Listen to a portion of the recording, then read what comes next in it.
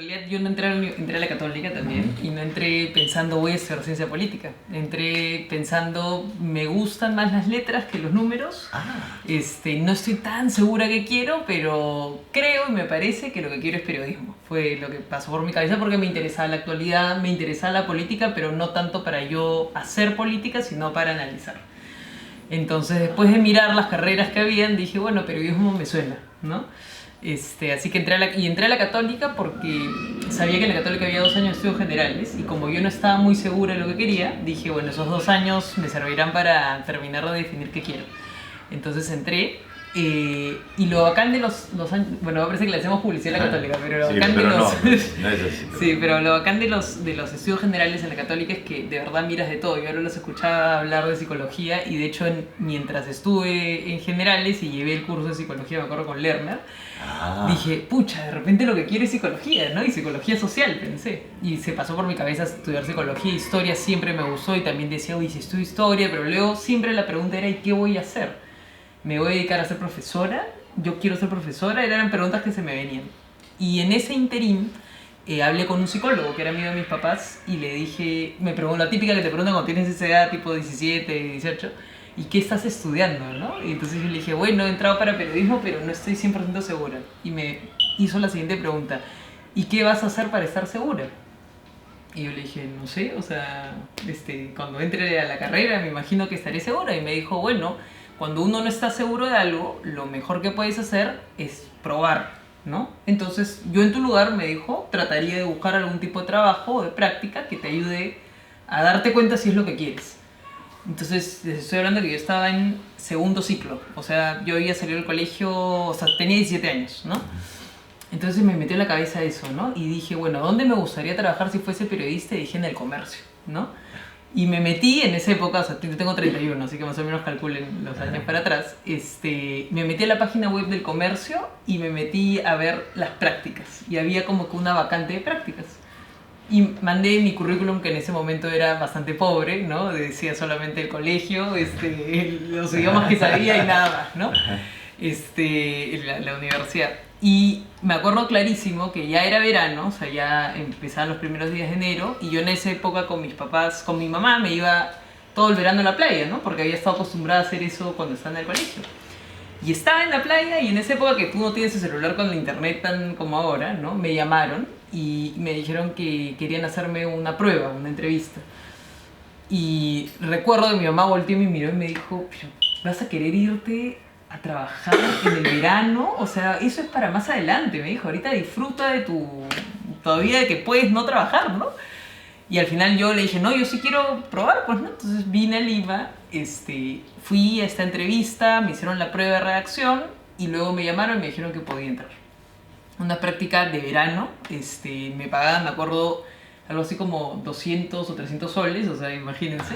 Para los pasajes. Y era ir al comercio, o sea, el centro de Lima. Y mi vida, y eso es también algo que hay que tener en cuenta uno cuando sale del colegio y entra a la universidad, y si no has estado muy expuesto a digamos, entornos sociales diferentes, esa experiencia para mí fue también muy bacana, ¿no? Porque primero irme de Surco al centro de Lima en micro, cuando no había metropolitano, ¿no? Entonces todo eso fue un aprendizaje, ¿no? Y llegar a un espacio donde todos eran mayores que yo y donde todos de alguna forma también me ayudaron a entender mi ciudad, ¿no? Porque el centro de Lima en esa época no era tan bonito como es ahora, ¿no? Seguía siendo medio convulsionado, a cada rato habían las marchas, ¿no? Entonces, nada, estuve ahí, me encantó la experiencia, reafirmó que sí me gustaba escribir, me gustaba toda la nota, pero reafirmó que me gustaba el quehacer, o sea, el trabajo diario, ¿no? Me acuerdo que le hice una entrevista a Cislo, o sea, me mandaron a hacer cosas bacanas. Todo era para el contenido de la web del comercio, en ese momento que se iba creciendo. Pero parte de la experiencia también hizo que viese la gente que ya tenía como 10 o 15 años haciendo eso y ya como que no había mucha movilidad, ¿no? Tú eres redactor, después podías ser editor y de ahí como que todo el mundo se quedaba en eso, ¿no? Entonces yo dije, bueno, no sé si quiero hacer eso para toda mi vida. Me gusta ahorita, pero no sé si para toda mi vida. Entonces volví a la universidad, mantuve las prácticas luego entre la universidad o sea, digamos, trabajando y estudiando. Pasé a la carrera, comunicaciones, periodismo está dentro de comunicaciones. Pasaste. Llegué a pasar, Y ese primer ciclo terminé de darme cuenta que en verdad era interesante, pero no era lo que me llenaba.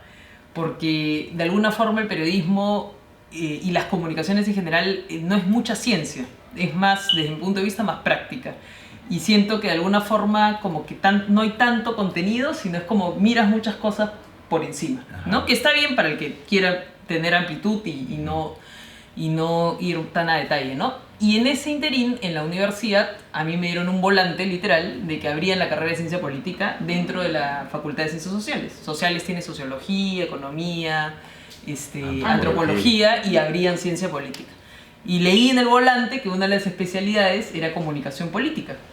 Y como que había un pequeño resumen de qué iba cada cosa. Y yo estaba con una amiga, las dos leímos y fue como, oye, qué interesante esta vaina. Fuimos a una charla y dije, esto es lo que quiero. O sea, tú fuiste la primera promoción. Sí, y volví donde mis papás, ¿no? Y les dije, para esto mis papás ya en su cabeza era yo iba a ser periodista, ¿no? Porque ya está trabajando de tan chibola, ya va a ser... Fui y todo y mi mamá me acuerdo que me miró y me dijo, pero si ya estás trabajando, ya tienes experiencia, ¿para qué te quieres cambiar, no? Haz una maestría en Ciencia Política, me dijo, ¿no? Termina tu carrera y luego haces una maestría en Ciencia Política. Yo le dije no, porque siento que no va, o sea, le argumenté por qué no, y al final mis papás siempre han sido muy de, bueno, o sea, si es lo que quieres, dale, ¿no?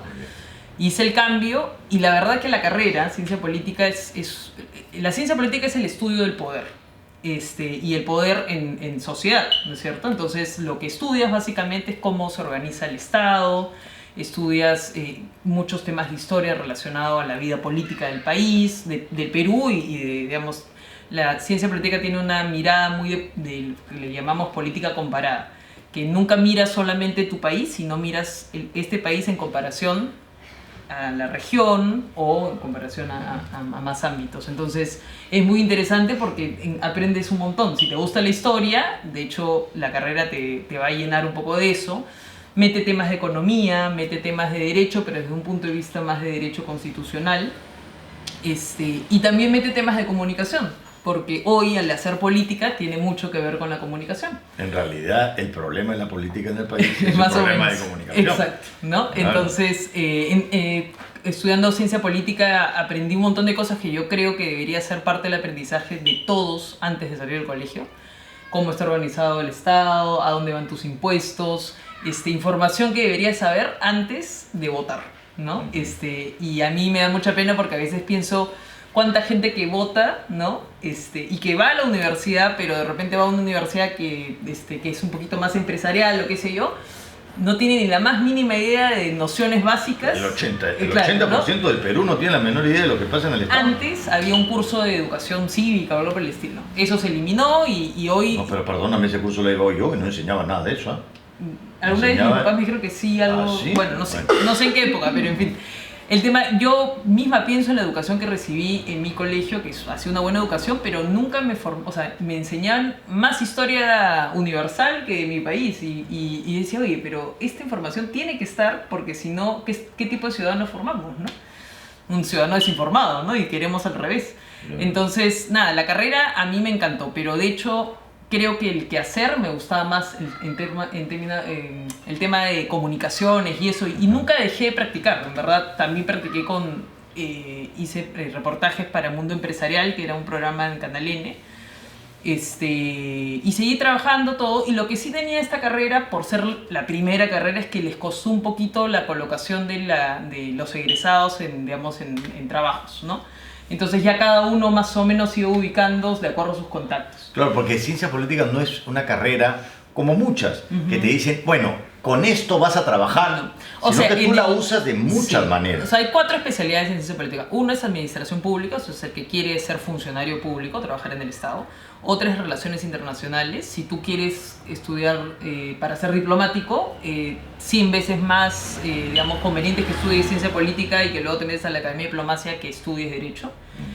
La otra es política comparada, que es alguien que tenga ganas de ser más académico, ¿no? Más analista. Investigador, sí. Y la cuarta era comunicación política, que de hecho con el tiempo la cerraron porque no había tanto especialista en sí. Una lástima. Así que yo no terminé con esa especialidad, sino terminé solamente en ciencia política. Pero sí llevé algunos cursos. Y luego te comenzaste a dedicar en comunicación interna dentro de una empresa. pero eso fue también raro, ¿no? Porque fue como yo ya trabajaba para este programa que les decía de Mundo Empresarial y un día llevé un curso en la de Lima, porque mi mamá en esa época trabajaba en Lima y me permitían hacer estos cursos como, ¿no?, libres. Y el curso era comunicación empresarial corporativa. Y ahí me presentaron esas dos miradas. La comunicación corporativa tiene como la mirada externa, que tiene que ver como cómo manejamos la imagen de la compañía de cara a los públicos externos. Ahí tiene que ver temas que le llaman PR, que es las relaciones públicas, etcétera, el manejo con los medios de comunicación. Y lo otro es la comunicación interna, que tiene mucho más que ver con la cultura, o sea, con el comportamiento de la gente dentro de la organización. Cómo hacemos para que la gente esté alineada, para que todos vayamos hacia un mismo objetivo, etcétera. Entonces, a mí cuando me presentaron eso dije, manja, qué paja, ¿no? Porque nada de eso lo había visto en ningún otro espacio y dije, me gusta la comunicación interna. Y en ese punto, yo empecé como a cuestionarme, ¿no? Y yo quiero seguir en ciencia, o sea, quiero trabajar en temas de ciencia política o quiero trabajar en esos otros temas. Y otra vez volvió a mí ese mismo consejo que me dieron al inicio, ¿no? Prueba. Entonces lo que hice fue, me puse a buscar qué consultoras en comunicación son buenas en el Perú y me salió Apoyo Comunicaciones. Y me metí a mirar justo en la bolsa de trabajo de la Católica, había una posición para trabajar ahí y postulé y entré. Y estuve en Apoyo por 2 años y yo creo que ese paso mío por Apoyo ha sido clave porque me permitió entender mucho mejor cómo se gestiona la comunicación desde las compañías, desde las empresas, y de ahí ya me pasé a Ferreiros. ¿Y por qué me pasé a Ferreiros? Porque tenía ganas de aprender a gestionar, porque tú en una consultora es muy bacán porque ves un montón de sectores, es bien amplio, pero no gestionas, sino es como que me siento, tú me cuentas tu problema, qué es lo que te está pasando, y yo te digo, bueno, hagamos el diagnóstico, yo creo que va por acá, deberías hacer esto, toma tu plan. Pero no tomas la decisión. Claro. Y entonces tú que me has contratado, te vas a la empresa y empiezas a gestionar, pero en el gestionar empieza la complicación, porque el papel te aguanta todo, pero el hacer es otra cosa. Entonces, nada, tuve esta otra experiencia y me fui especializando y de verdad que es un ámbito que me gusta. ¿Qué haces, mucho, por ejemplo, en comunicación interna en Ferreiros? Cuando estabas en comunicación interna. Cuando estaba en comunicación interna, o sea, la base de la comunicación interna, desde mi punto de vista, tiene como 3 grandes objetivos. Uno, que yo le llamo el alineamiento, que es cómo hacemos para que la gente entienda hacia dónde va la compañía y cómo mi trabajo contribuye a eso. Y en ese entendimiento necesitas que alguien te traduzca la estrategia de la empresa, los objetivos de la compañía y que te ayude a entender que yo no solamente vengo acá a hacer mi trabajo todos los días, a entregar los sobres, pero que ese entregar los sobres implica algo más, ¿no? Entonces me conecto con la empresa. Otra cosa que es importante y que tiene que ver con el clima laboral, ¿no? Que tiene que ver con qué tan contenta está la gente. Y en momentos de cambio, lo que sea, la gente necesita información, ¿no? Entonces tú necesitas tener canales de comunicación donde la gente permanentemente esté enterada de lo que sucede. Claro, pero perdón que te corte esto, antes de explicar lo del clima, esto de alineación, yo me impresioné cuando me contaron, por ejemplo, la cultura de Disney.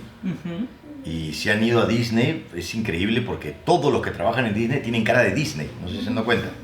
O sea, todos los que te atienden tienen cara de Disney.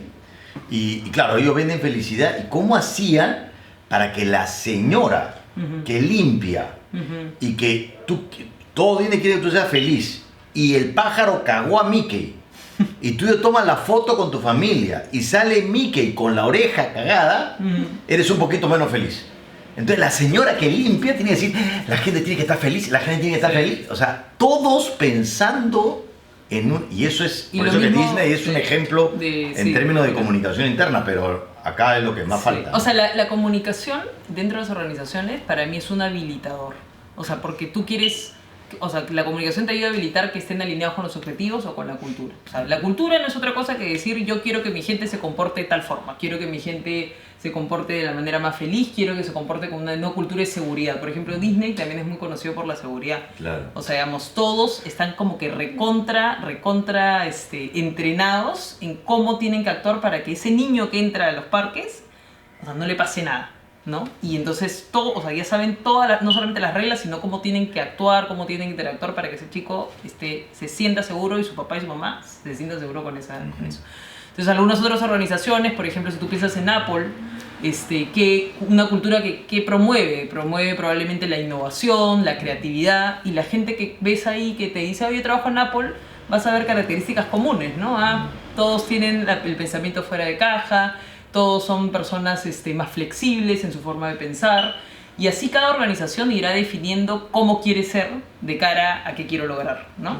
Y la comunicación lo que ayuda es, tú te puedes crear desde una campaña, o sea, así como ves la publicidad hacia afuera, tienes tu público interno, ¿no? Y tengo que pensar cómo consume la información mi público interno, qué medios utilizo, cómo tengo que trasladar el mensaje, ¿no? Si tengo una organización donde la mayoría de mis colaboradores son personas por debajo de los 30 años, ¿qué debería estar usando como mecanismo de comunicación? Entonces, en realidad, esas técnicas de comunicación que se han utilizado por tanto tiempo en la publicidad o hacia afuera, adaptarlas para el público interno, ¿no? Entonces, en verdad es bien divertido porque igual, dependiendo del tamaño de la compañía, en mi caso, trabajo en una corporación que son más o menos 6.800 personas, entonces yo siempre digo que son 6.800 personas que están cautivas, ¿no? No les queda otra que estar 8 horas sentados en la oficina o en un taller, entonces tú tienes que ya pensar cómo llegas a ellos. Y ahí haces uso de más cosas, y porque como el espacio es pequeño, no solamente tengo que utilizar publicidad, también puedo utilizar un taller con Javier y decirle, oye Javier, yo quiero que la gente no sé, trabaje más fuertemente el sentido, la responsabilidad y y el compromiso. Entonces Javier piensa un taller para 100 personas y me maneja eso. Entonces ya va más allá del hacer una campaña de comunicación convencional o de utilizar una buena gráfica, ¿no? Entonces ahí viene el tema de los talleres, los voceros, etc. Entonces yo ahí como que me especialicé en eso. Pero algo en mí siempre me resonaba en relación a país, ¿no? Porque todo este tiempo había trabajado siempre en empresa. Y que lo había disfrutado mucho y todo era muy bacán, pero casi todos mis amigos que estuvieron conmigo ya estaban trabajando en el Estado. Y yo me daba cuenta que cada vez que me sentaba a conversar con ellos y me contaban de sus trabajos, algo aquí me resonaba, ¿no? Y me decía, pucha, ¿en qué momento todo lo que estoy aprendiendo y todo lo que le doy a la empresa, mis amigos me decían, oye, si todo lo que tú haces ahí lo pudieses hacer en el sector público, sería un hit, ¿no? Y entonces yo pensaba, pero cada vez conforme pasaban los años, lo que te sucede también es que te sientes más cómodo con lo que tienes, más cómodo con tus ingresos, más cómodo con la seguridad que te da el sector privado normalmente, hasta que se dio la oportunidad. Estaba en ese momento Saavedra como ministro todavía, ya era PPK presidente, y me llamaron así. Yo le había comentado a algunos amigos que tenía interés, ¿no? Y vino una llamada de Saavedra y en ese momento me junté con él y me contó qué necesitaba, pero él necesitaba comunicaciones no solo internos, sino también externos. Y eso para mí era un reto, ¿no? Porque yo tenía noción, pero mi especialidad estaba en lo interno. Entonces, la imagen con la prensa. Con claro, todo. un manejo que es un skill distinto y es un nivel, un ritmo también diferente, ¿no? Y ahí entraste y fue. Y entré y ha sido una locura de un año entero. En un año cambió 2 veces ministro. Sí, ha sido una huelgas. Con todo junto, pero. ¿Qué aprendizajes? Mira, primero que creo que digamos, el ritmo del trabajo en el sector público por el tema político es otro, ¿no? O sea, tú en el sector privado puedes planificar mucho más las cosas o tienes más control. En el sector público el elemento político hace que todo cambie así, que mañana sale un congresista que te dice XY y ¡boom!, tu agenda se cambió, ¿no? Y las prioridades por lo tanto cambian mucho. Otro aprendizaje es que tú en el sector público encuentras demasiadas cosas por hacer mejor, por cambiar. Y te entra y a mí cuando me explicaban eso, todo el tiempo va a ser como si estuvieses a punto de meter en gol, y no puedes meter. Entonces estás con esta sensación permanente, ¿no? Y tienes que tener más tolerancia a la frustración, que creo que cualquier otro trabajo. Tienes que tener una alta disposición a prácticamente entregar tu vida. Yo creo que nunca en mi vida he trabajado tanto como ese año. O sea, y les hablo tanto, quiere decir... ¿Un año? Un año que para mí parecieron 3 años. Yo también, hasta yo también lo he sentido. Nivel sábado, domingos. Yo salir 11 de la noche de la oficina era como, ¿no? Porque hay una necesidad de estar, digamos, la demanda de información de parte de la prensa o digamos, de un ciudadano está y no te puedes simplemente decir no, ¿no? Entonces, O sea, pero a pesar de todo eso que es demandante y que creo que cada uno tiene que pensar hasta dónde quiere entregarle su vida, sí hay una sensación de aporte que no lo tienes en el sector privado, ¿no? De saber que eso que tú estás haciendo tiene un sentido más profundo, ¿no? Más trascendente. Más trascendental. ¿Qué preguntas tienen para Verónica? También voy a terapia. Y no lo paré en el tiempo, que fue muy importante. ¿Qué preguntas tienen? Sí. Entonces, o sea, básicamente lo que haces es como que hacer que la gente esté cómoda con su trabajo, por así decirlo. En el tiempo que estuve viendo comunicación interna, sí creo que una de las cosas que es que la gente esté más cómoda, más informada, más contenta, más tranquila, ¿no? Ahora ya no estoy haciendo eso. Cuando he vuelto a la empresa no he vuelto a esa misma posición, he vuelto a una posición que está un poco más relacionada a estrategia y a negocio, que también es un giro para mí ahora, ¿no? Que es un giro interesante que ahora me estoy dando cuenta que también me gusta un montón, que tiene que ver más con la gestión de la empresa, ¿no? Pero sí, en la época que hacía comunicación interna podríamos decir que también influye en que la gente esté más cómoda, ¿no? Pero no solamente. No es solamente, es un elemento, digamos, ¿no? Lo que pasa es que si ustedes se ponen a pensar, es bien difícil. O sea, por ejemplo, vamos a cambiar una sesión. Le mandamos un WhatsApp. Todo el mundo lee el WhatsApp y todo el mundo viene a la sesión. Las cosas no funcionan así. Te mandan WhatsApp, te dicen, la gente le entra por una oreja y le sale por el otro. ¿Te imaginas 6.800 personas? O la gente tiene preguntas muchas veces y no entendió cosas. A veces dicen que cuando uno renuncia a un trabajo no renuncia por la empresa sino por el jefe. ¿Bien? Entonces, ¿eso qué quiere decir? Eso quiere decir que no es solamente cómo yo gestiono la comunicación en mi canal de comunicación, que puede ser mi intranet o mi mailing lindo o mi WhatsApp. Eso quiere decir que también hay otros seres humanos dentro de mi organización que tienen a su cargo más personas que tienen que tener una habilidad para comunicar. Entonces ahí empiezas a volverse más complejo. Y ahí entran personas como Javier que vienen a facilitar y ayudar a esas personas a que aprendan a ser jefes. Porque no todos nacemos, así como cuando eres papá, que tampoco necesariamente,